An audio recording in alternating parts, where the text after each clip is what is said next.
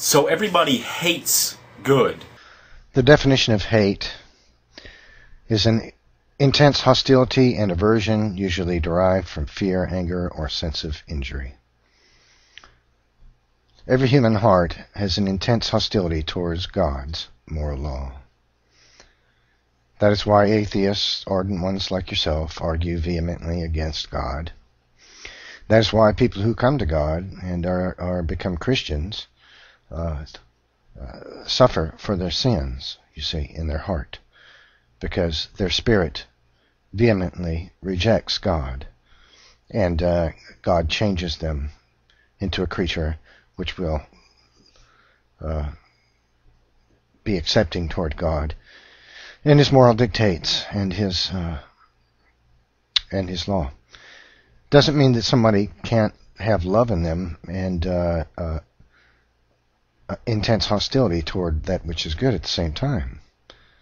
See, an aversion usually derived from fear. Well, people fear God. They fear that they won't live up to His standards. You know, people who are coming to Christ who don't understand salvation.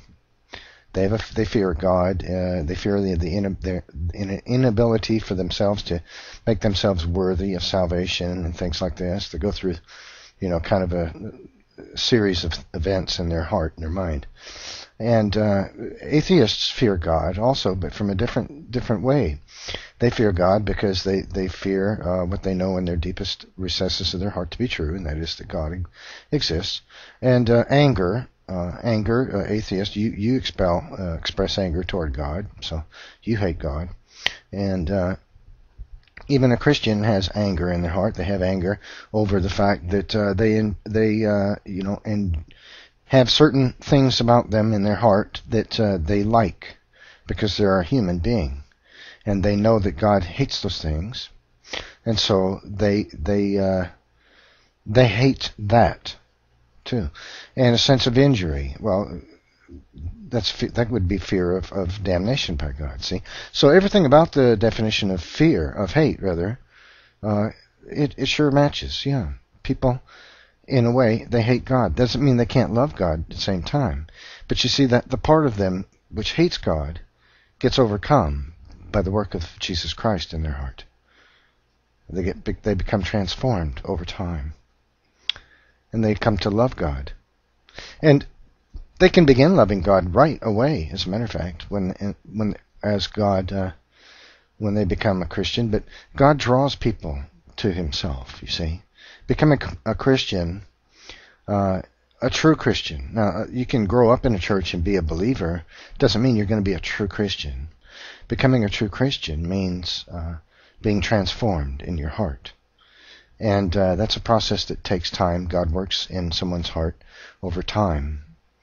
And He uses their sin. He doesn't promote their sin. He doesn't tempt them to sin. He uses their sin to teach them things about their own nature and about His nature. So yes, the human heart hates God. It does. And yet they're capable of freely choosing to love the greatest good, which is God. That really doesn't make a whole lot of sense. I know. It doesn't make much sense to you because you're spiritually blind. But you see, you're capable of loving someone, aren't you? And yet you hate God. That's quite obvious. So there you go. This also is pretty indicative of what a life-debasing and misanthropic religion you believe in, NephilimFree. What you're expressing here is humanist philosophy. You see, it's the same kind of pride that got the angels thrown out of heaven. You don't think you're guilty of anything. That's why atheists are. They don't think, I'm not guilty of anything. That's what they think. See, because they deny God and His moral law. So you have to lash out. You lash out at God's moral law. That's humanism, which itself is wicked. But see, the hypocrisy of this is that atheists like yourself, they avoid using terms like wicked or evil or sin. They really strive not to. They truly do. But the hypocrisy is this. If someone took a dog and they put it in a pen and they poked it and they whipped it and they beat it and they, just really abused it horribly. I mean, really just terrible. Poor animal. just totally tortured it daily, heinously tortured that creature over a period of, let's say, just make it really bad, a year. The poor thing, just totally tortured it. I think any rational mind would consider that wicked, that to be evil. For someone to be that bad, that would do such a thing. That's wickedness. That's evil. Well, Christian would say that's sin, too. That something that's wicked or evil is sin. But see, an atheist would strive really hard not to call that wicked or sinful, because that has a theological connotation to it, see. So they would say, oh, that's just really bad. How many times have I seen atheists avoid, like the plague, using the words evil, wicked, or sin? Oh, they strive. They strive hard not to use those three words. They strive. Because that implies God, a moral lawgiver, see. Instead, they'll use words like, they'll say, oh, that's really bad. They'll try to use extra words. Oh, that's really bad, or that's terrible, or that's cruel, vicious. But they won't use the word sin, because that implies God.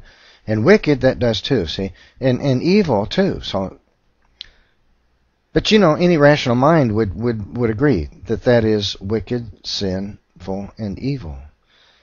It's the acceptance, the acknowledgement of God that you and ardent atheists like yourself strive not to associate yourself with.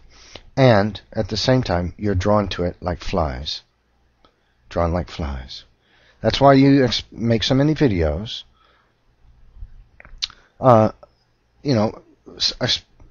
spouting hate toward Christians, toward God, moral law, toward creationism, because you're drawn to it like a magnet. You can't get away from it. Of course, there's a big philosophical argument about that. It's because, somewhere in your heart, your spirit knows that God is real. And you see the fact that you reject God, and this points to the idea that, well, I'm damned I'm damned, I guess, if I refuse to accept God, and I continue to want to do things my way for the rest of my life, well, I'm damned. That angers them psychologically in the back of their mind. They think, well, I'm going to lash out, because they think that if they can beat down this idea of God enough, then, they can somehow justify it in their mind. Oh, okay, well, I must be right. There really is no God, and, no reason to... See, I can put the atheists, the Christians down. Well, then that must mean I'm right, see? It's a twisted kind of a game that atheists play in their mind, and it really doesn't do anything but kind of dig them into a deeper hole of delusion, really. And so now you call Christianity debasing, because you see the idea of getting on your knees and asking God to forgive your sin. That's abhorrent to you. So you consider it debasing to touch upon your humanist pride in any way, so as to make you seem like you have sin that you have to answer for, that you need forgiveness for. So anything that implies that you are anything but all good, just good, little goody two-twos, you call that debasing, you see, because that's debasing in your mind, because you're a humanist and you believe you're good, you don't have sin. So you call that debasing. But what you're really doing is just making an example of yourself by demonstrating clearly your rejection of God and hate of His moral law. And you're revealing the fact that to someone smart, that you, somewhere in your spirit, there is a belief, a knowledge of God. And you hate that because it reveals in your mind your sinfulness, your sinful nature. And so you lash out at Christianity and God.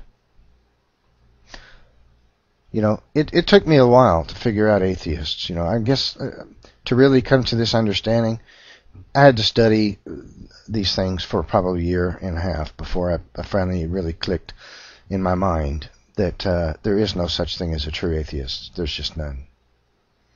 And to really understand the psyche of ardent atheists like yourself.